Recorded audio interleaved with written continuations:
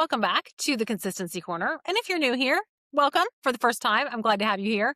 I'm Ruthie, marketing strategist and founder of the Consistency Corner, and the marketing director that you need in your corner to help lighten the mental load of marketing. Most marketing advice you hear about consistency is wrong. And I'm telling you this as somebody who has the word consistency in their brand name and literally built my business on helping you be consistent with marketing. But what I mean is the post every day, show up consistently, just keep going. Yeah, that sounds great, and cool. And yeah, that can work. But what we're not saying, or you're not hearing enough, is that consistent doesn't have to mean constant. And volume without strategy is the fastest path to burnout. So today I want to talk about the actual equation behind sustainable marketing, why most founders are getting that math wrong, and what consistency looks like when it's healthy versus when it's a burnout machine. So let me give you a frame that I come back to over and over and over again. And this is called the success equation. So any result you are looking for, the equation, the formula is time plus consistency plus intensity multiplied by belief. So ultimately, belief is the multiplier. So if we don't believe it's going to work, anything multiplied by 0 is 0. And so then it's not going to work. But let's say we believe the thing is going to work. So we've got time. How much time are we letting pass for the thing to work? Consistency. Are we being consistent? And intensity. How intense are we being? What is the volume of the output? All four of those things are in your control. Sort of. Time isn't always in your control, but the amount of time something will take, you can at least plan for. Consistency and intensity are the two levers, though, that while we can control, we have to make sure they balance each other out.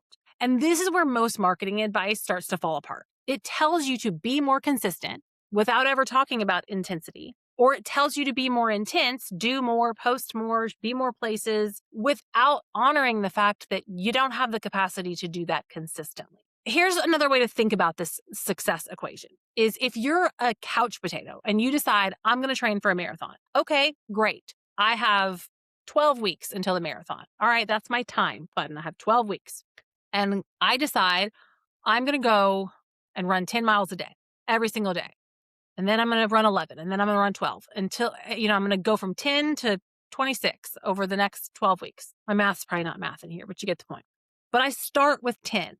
Well, that's too intense. And I hurt myself because I'm not a runner and I haven't trained for this. So I cannot be consistent with that intensity. But the flip side is if I say, okay, well, I can consistently walk around the block every day. I can totally do that. But that's never going to get me ready to run 26 miles. It's not intense enough. So you can't just walk around the block and say, well, I was consistent, because again, we're not being intense enough to get the result you want, which is to be able to run 26 miles. Marathon training only works when the consistency and the intensity work together, not one without the other. And any marketing activity that we are doing, posting, emailing, running ads, networking, whatever it may be, is the same. So here's what I see happen with mom founders specifically is it's not just that they're doing too much. That's surface diagnosis. Yeah, we're probably all doing too much because there's a lot to do, right?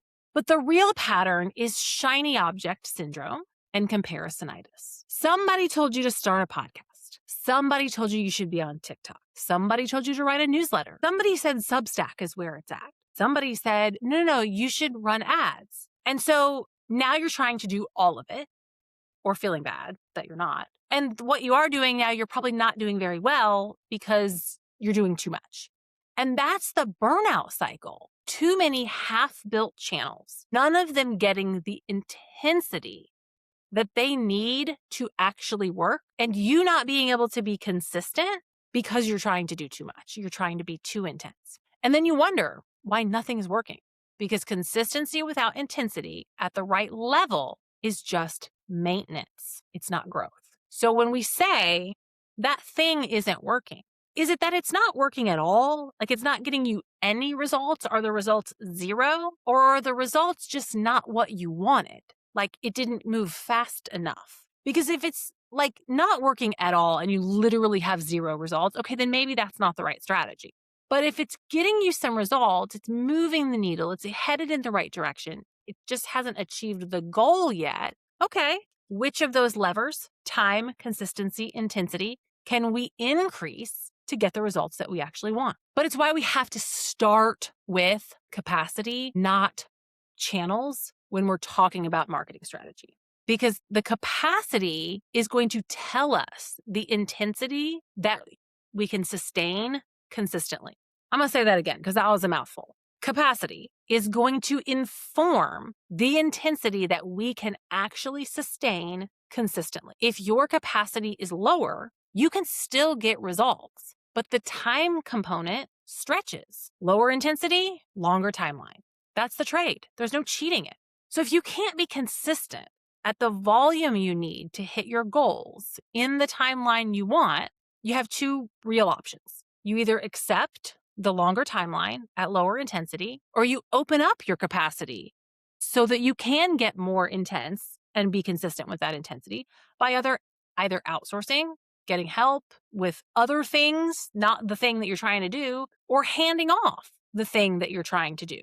There's no third option where you just push harder and don't burn out. That's the lie. And as high achievers, we regularly think, I can do that. I can do that. I can do that.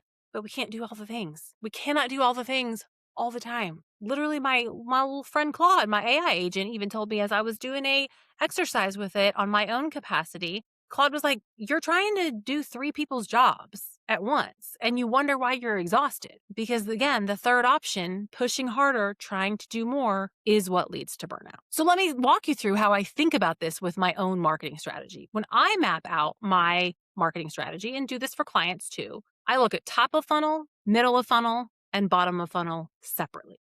For each phase of that customer journey, I'm picking primary channels, the non-negotiables that go on the calendar and get prioritized, the channels where I am showing up, publishing content no matter what. So I'm picking one primary for each phase of the funnel. And there might be overlap, right? And then the secondary channels, the ones that I can do the best I can, but if they fall off, that's okay. They're great. I want to do them. They will get me results, but they're secondary.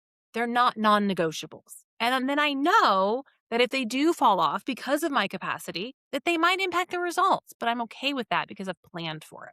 So my non-negotiables every single week are my Friday newsletter, social media, and the podcast. The podcast and the newsletter are both heavy nurture pieces. Neither one of those for me is really top of funnel or bottom of funnel. They're heavy nurture.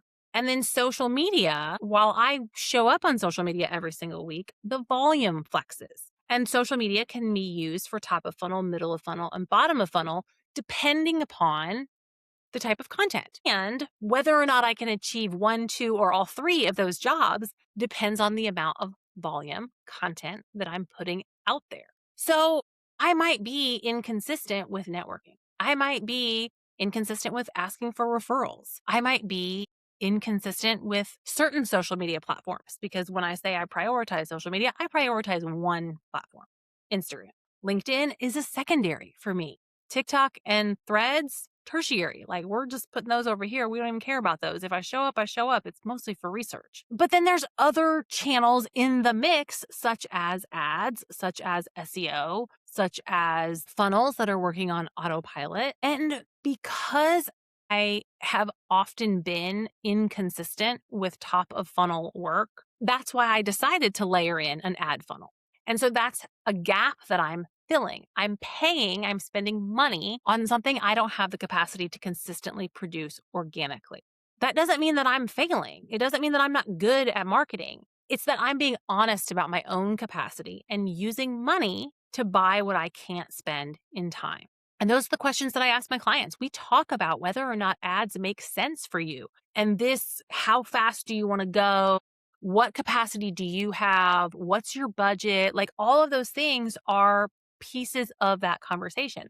And there's no right answer because everybody's business is different. Everybody's capacity is different. What stage you're in, your existing audience, all of those things play into that conversation. But capacity is such an important piece. And so this is where I want to name something that a lot of agencies don't talk about when they offer done for you marketing. They say they're going to take this thing off your plate. They're going to do this for you. And when it comes to social media, particularly, most agencies are going to sell you a package of posts, right? 20 Instagram posts a month, 4 emails a month, whatever the deliverable is, there's a count.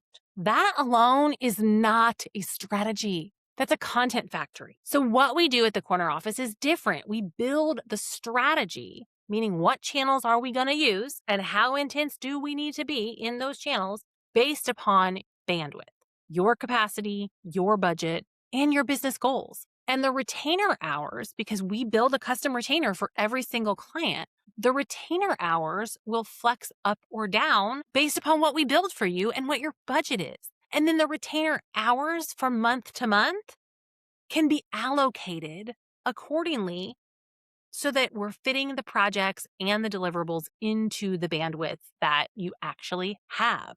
Our client has a launch coming up and we need to put more hours into project work, such as launch planning or creating a new lead magnet or funnel or sales page, whatever. We might shift the content volume for that month so we have the hours to get the project done. Because real consistency isn't 20 posts a month no matter what. Real consistency is showing up at the right intensity for the season you're in and honoring your capacity. So if you're listening to this and you're like, okay, I have been white knuckling my marketing and wondering why I can't keep up and why I'm feeling burnout and why all of this feels so heavy and complicated, your strategy was probably built without real capacity in mind. You may have built it based upon the shoulds from the internet. And the corner office could be the strategic marketing partner that will flex with your life, not against it, and will give you a team in your corner to make those decisions and then actually execute on what we've decided together is the priority. So if you're starting to think about getting support, I'd love to have a conversation with you. The link is in the show notes to book a call, and we can talk about what consistency could actually look like in your business with the right support when the intensity and the plan has been customized just for you. Thanks so much for being here, my friend. I hope to see you in the next episode, and know that I am already in your corner and cheering you on, and I'll see you again soon.